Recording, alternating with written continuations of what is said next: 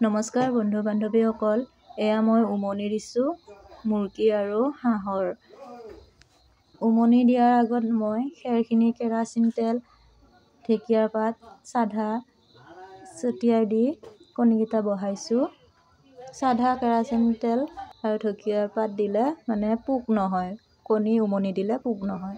কণী উমনি দিয়াৰ 5 দিনমান পিছত আমি চেক কৰি চাম কণীখিনি মানে পোৱালি হ'বনে নহয়। আমি চেক কৰিছোঁ।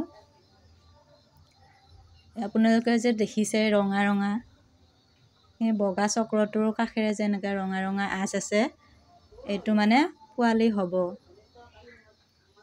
এইটো কণী মানে ভাল, এয়া লৰি আছে দেখিছেনে, এইটোৰ পৰা পোৱালি হ'ব। যোনবিলাক কণী আমি উমনি দিয়াৰ পিছত 5 দিন পিছত চেক কৰিব লাগে, হাঁহৰ হ'লেও মুৰ্গীৰ হ'লেও।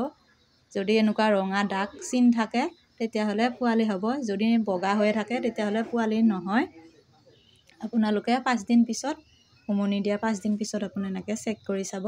যদি এনেকুৱা আঁচ আহে তেতিয়াহ'লে পোৱালি মানে হ'ব, পোৱালি ফুকব। আৰু যদি বগা হৈ থাকে তেতিয়াহ'লে সেইটো কণী বেয়া হৈছে। আপোনালোকে 5 দিন পিছত চেক কৰি চাব।